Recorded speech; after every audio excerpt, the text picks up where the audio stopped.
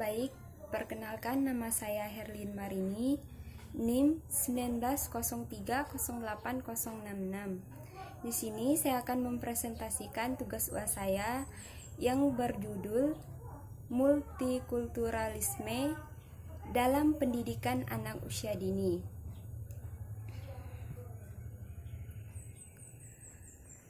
Baik, kita masuk ke materi.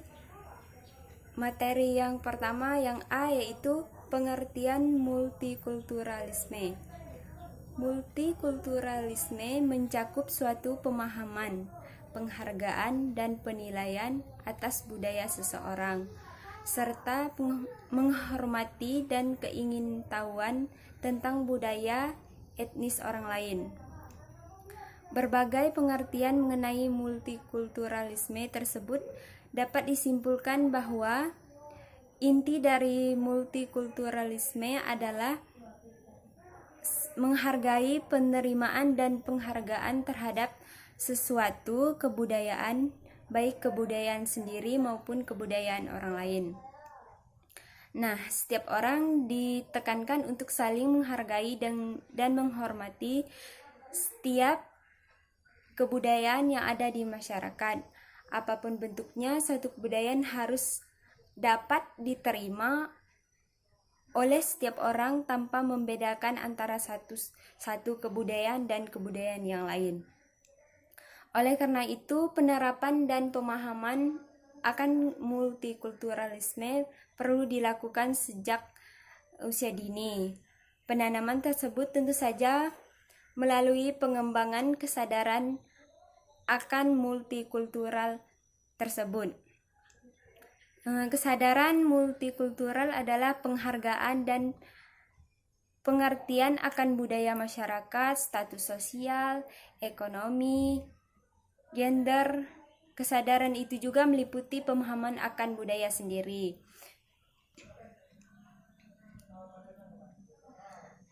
Yang B, penerapan pendidikan multikulturalisme. Pendidikan multikulturalisme memiliki peran yang sangat strategis dalam upaya membangun masyarakat antara lain yang pertama, meningkatkan tumbuhnya rasa empati yang berujung pada berkembangnya perilaku saling menghargai.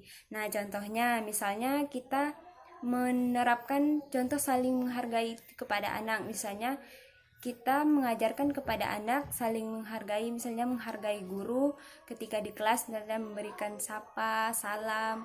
Nah, dari itu kita mengajarkan anak untuk saling menghargai satu sama lain, misalnya dengan guru, dengan teman.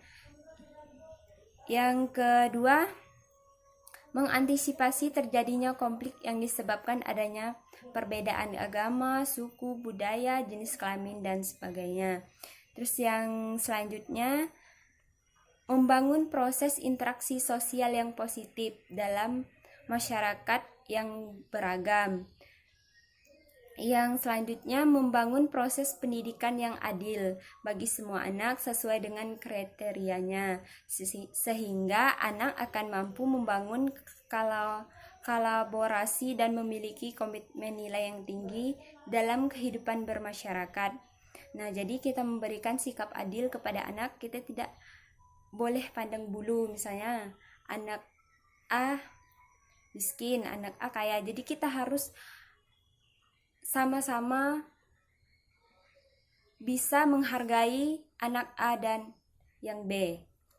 Terus yang selanjutnya, dalam jangka panjang memberikan kontribusi dalam penyelesaian konflik yang bernuansa sara, itu suku, agama, ras yang ada di masyarakat.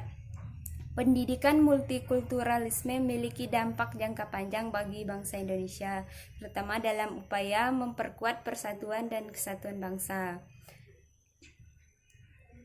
Yang selanjutnya, yang C, yaitu pendekatan dalam pendidikan multikulturalisme.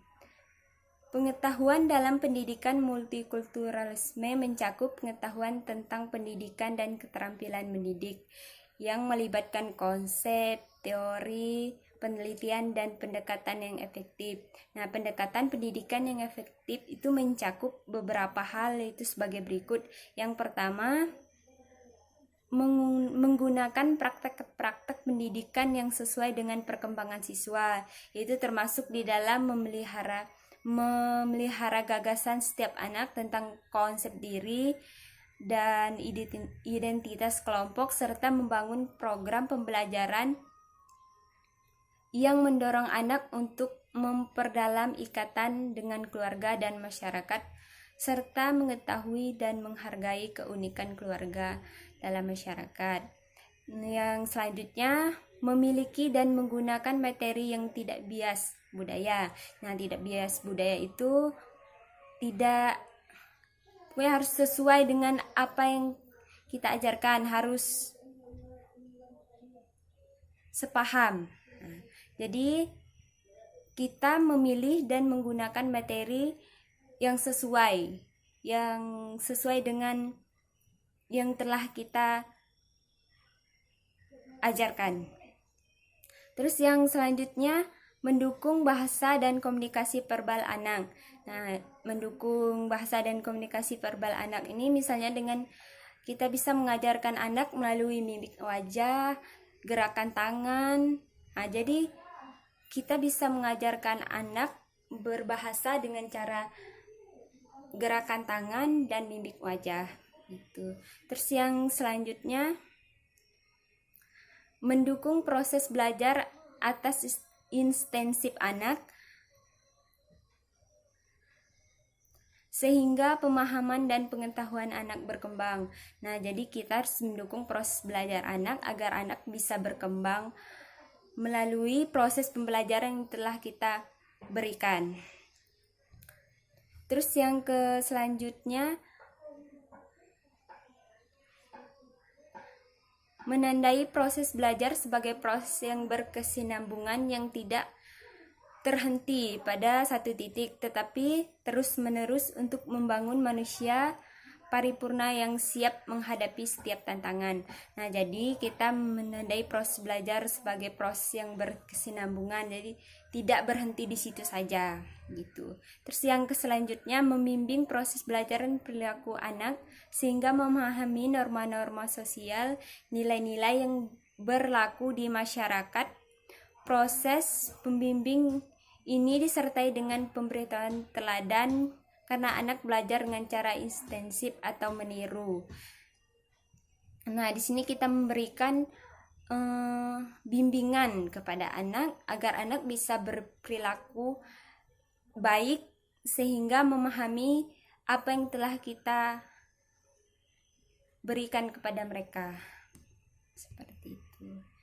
Terus yang selanjutnya, mendukung hubungan yang responsif, termasuk meningkatkan interaksi anak yang nyaman dan berempati dengan orang-orang dari latar belakang berbeda, dengan mendorong kesadaran kognitif, pengetahuan emosional, dan keterampilan perilaku yang diperlukan untuk menghormati perbedaan, mendukung dan menyesuaikan diri dengan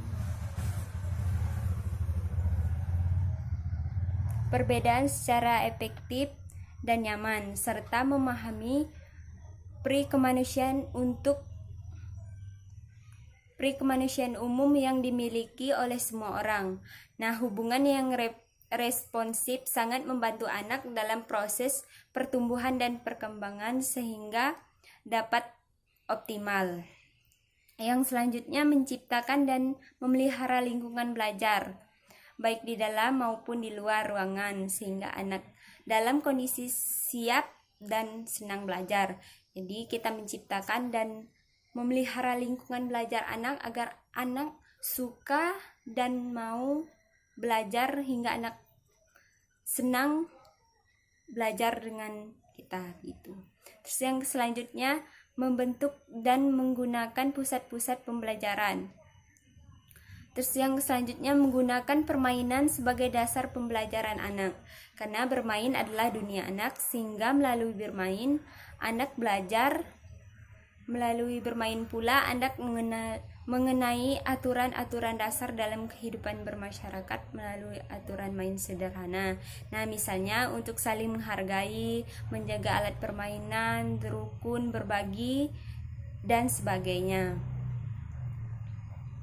Terus yang selanjutnya, menggunakan toleransi sebagai alat bantu dalam proses pembelajaran. Teknologi merupakan bagian dari kehidupan anak yang mempengaruhi perkembangan anak. Pendidikan hendaknya menggunakan teknologi untuk memperkaya pengalaman dan pengetahuan anak, serta membangun kebijakan pada diri anak dalam penguatan teknologi. Nah, jadi teknologi ini sangat berguna bagi anak agar anak bisa. Teknologi juga membantu anak dalam proses pembelajarannya. Terus yang selanjutnya, membantu perkembangan pemikiran kritis anak tentang bias dengan mendorong anak untuk menemukan cita yang tidak adil dan tidak benar, komentar dan perilaku yang ditunjukkan pada diri sendiri atau orang lain, dan mengembangkan empati emosional untuk mengetahui bahwa bias itu menyakitkan. Yang selanjutnya, melatih kemampuan anak untuk bertindak apabila berhadapan dengan bias dengan cara membantu anak belajar dan melakukan beragam respon dan situasi yang berbeda. Nah, oleh karena itu pendidik anak usia dini hendaknya memiliki konsep keterampilan dasar yang memadai ketika berinteraksi dengan anak, termasuk dalam pendidikan yang bersifat multikulturalisme.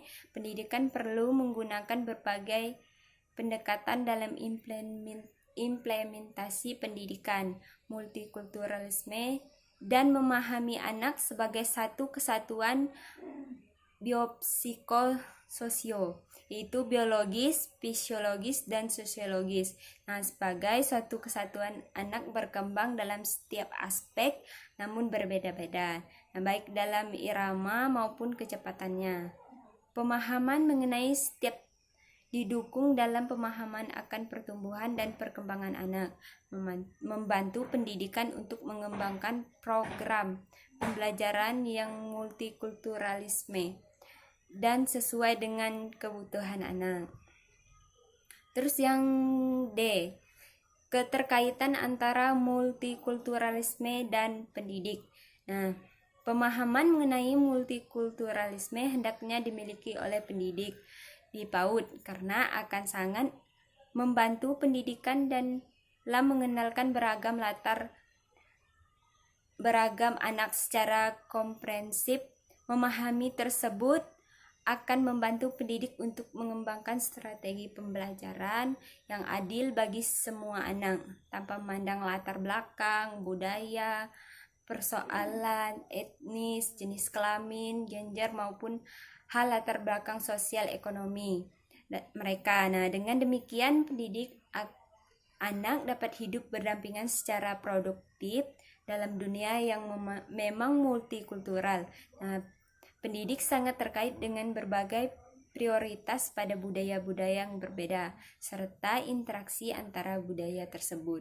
Nah, hal ini tampak dalam masyarakat yang mendapatkan individualisme, yang tentu saja berbeda dengan masyarakat yang mengutamakan kolektivitasme. Individualisme memberikan prioritas pada tujuh pribadi, melakukan nilai-nilai yang memenuhi kebutuhan diri sendiri, misalnya merasa baik, terus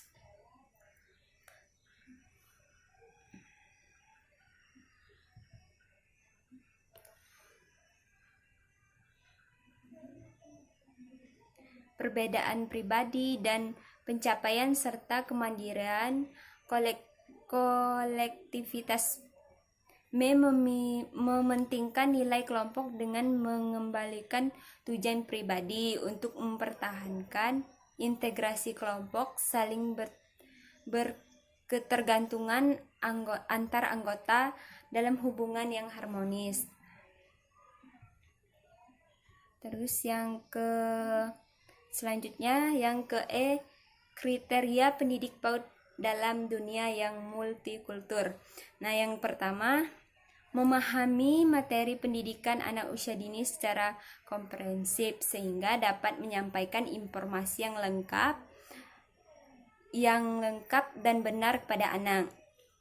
Terus yang kedua, memahami proses pengembangan anak secara holistik. Nah, secara holistik ini yaitu orang tua atau guru harus mengetahui dan memahami berbagai kondisi yang ada dalam diri anak secara menyeluruh yang merupakan satu kesatuan. Terus yang ketiga, mudah beradaptasi dalam setiap kondisi dan budaya, termasuk budaya anak.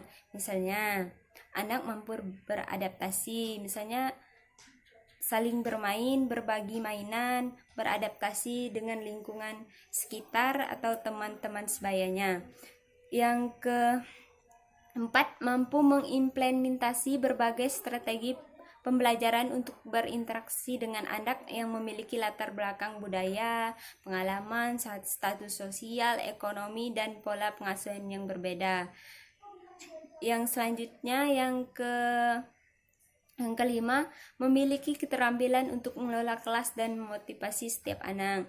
Nah, jadi kita harus mampu mengelola kelas dan memotivasi anak agar anak bisa lebih baik ke depannya. Terus yang keenam, memiliki keterampilan berkomunikasi secara efektif, bisa berkomunikasi dengan baik dan benar agar anak mudah memahami apa yang kita bicarakan. Nah, di sini memiliki keterampilan berkomunikasi secara efektif.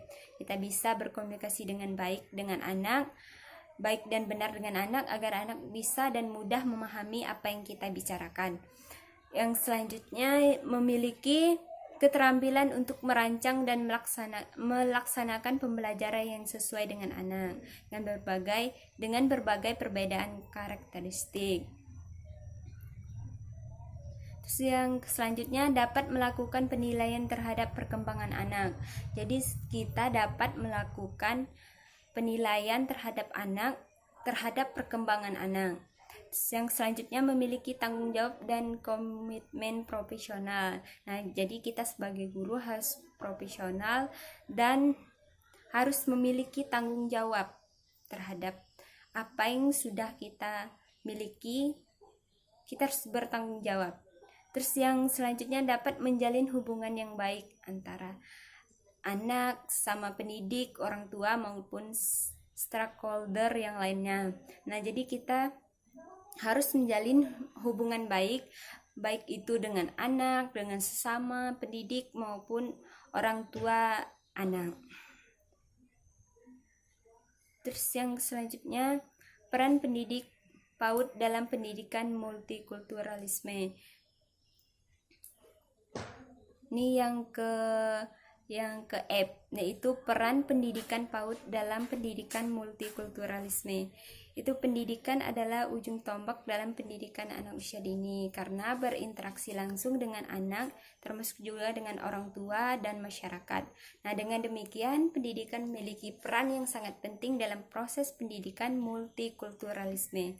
Nah, berkaitan dengan itu ada beberapa peran pendidikan PAUD dalam pendidikan multikulturalisme. Yang pertama, pendidikan berperan sebagai pendamping.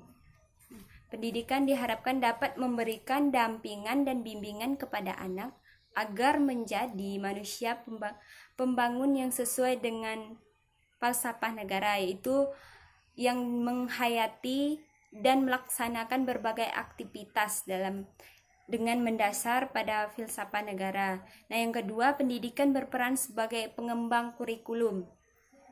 Pendidik diharapkan dapat menerapkan dan mengembangkan kurikulum sesuai dengan kebutuhan anak. Nah, pendidikan dituntut mampu mendesain program pembelajaran termasuk merancang berbagai aktivitas sesuai dengan keadaan dan kebutuhan setiap anak. Yang ketiga, pendidik berperan sebagai komunikator. Nah, pendidik hendaknya mengadakan komunikasi terutama untuk memperoleh informasi tentang anak.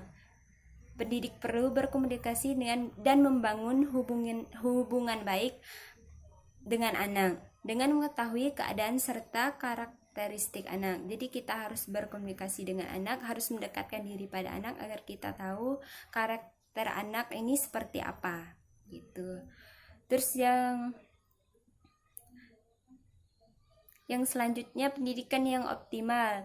Nah, keempat, pendidikan berperan sebagai motivator. Nah, pendidikan diharap yaitu pendidik berperan sebagai motivator. Pendidik diharapkan dapat memberikan semangat untuk senantiasa menghargai perbedaan bangsa terhadap budaya sendiri. Jadi, pendidik ini berperan sebagai motivator yang diharapkan dapat memberikan semangat kepada anak untuk senantiasa menghargai perbedaan. Nah, jadi yang kelima, pendidik berperan sebagai role model, sehingga dituntut untuk menampilkan perilaku yang menunjukkan keteladanan dalam menghargai keberagaman latar belakang anak, agar kelima peran tersebut dapat dilakukan oleh pendidik, maka perlu perkembangan profesionalisme pendidik secara berkelanjutan. Terus yang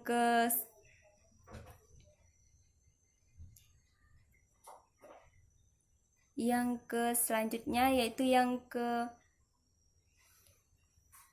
pengembangan profesionalisme pendidik PAUD yang multikulturalisme. Yaitu pengembangan profesionalisme merupakan hal yang penting yang harus dilakukan untuk pendidik PAUD.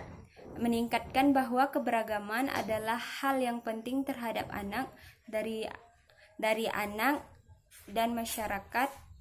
Oleh karena itu, pendidik PAUD dapat melakukan beberapa hal yang dapat meningkatkan kompetensinya. Nah, dalam menghargai keberagaman dan mendidik anak secara adil. Pembangunan kompetensi tersebut dapat dilakukan dengan 5 cara. Yang pertama, memperhatikan perkembangan multikultural dalam diri peserta pendidik. Berbagai hal yang dapat dilakukan antara lain, yang pertama, menunjukkan sikap dan pandangan yang menghargai terhadap orang yang berbeda kebudayaan. Ya, kita harus menunjukkan sikap dan perbedaan yang menghargai orang lain yang berbeda kebudayaan. Terus yang kedua, mempelajari kebiasaan, adat, kepercayaan dan perilaku yang berkaitan dengan agama, berikan salam dan tanya, serta cara anak-anak memanggil orang tua dalam bentuk dan hormat kepada orang tua. Yang selanjutnya, dengan demikian anak akan merasa nyaman dan betah berada dalam lingkungan kelas. Oleh karena itu, pendidik harus hendaknya dapat melakukan berbagai aktivitas antara lain. Yang pertama, membuat suasana kelas yang penuh dengan kegembiraan dan semangat melalui afirmasi dan bahasa tubuh yang positif. Nah, sehingga kelas menjadi lingkungan yang penuh semangat dengan hidup dengan berbagai budaya yang dimiliki oleh anak. Hal ini dapat dilakukan dengan menggunakan gambar, benda-benda, kerajinan tangan, alat permainan, dan sebagainya. Terus yang selanjutnya, mendukung budaya dan bahasa ibu yang digunakan oleh anak dengan menciptakan lingkungan yang aman dan nyaman. Nah, sehingga anak bebas bercerita dan berbagai budaya dan bahasa masing-masing. Nah, serta gambar dan melukis tentang arti budaya bagi mereka. Yang selanjutnya, membuat semua orang tua dan keluarga merasa diterima. Semua orang tua dan keluarga hendaknya merasa menjadi bagian tak terpisahkan dalam proses pendidikan anak usia dini.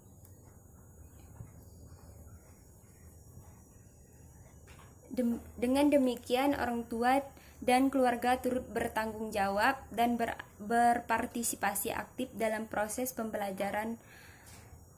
Nah, oleh karena itu perlu dirancang program untuk melibatkan orang tua dengan cara yang pertama, mengundang orang tua atau keluarga anak untuk bercerita dan berdiskusi bahasa dan budaya mereka masing-masing di kelas bersama anak dan pendidik. Nah, mungkin perlu juga mereka mendemonstrasikan musik, lagu, atau kostum yang berkaitan dengan budaya. Yang selanjutnya, pendidik dapat berusaha belajar bahasa mereka sehari-hari dan berbicara dengan orang tua dengan menggunakan bahasa sehari-hari tersebut. Terus yang selanjutnya, bekerja sama dengan orang tua untuk menjabatani perbedaan antara cara yang berlaku di sekolah dengan norma yang berlaku di rumah dan budaya mereka, serta bekerja sama dengan sesama peserta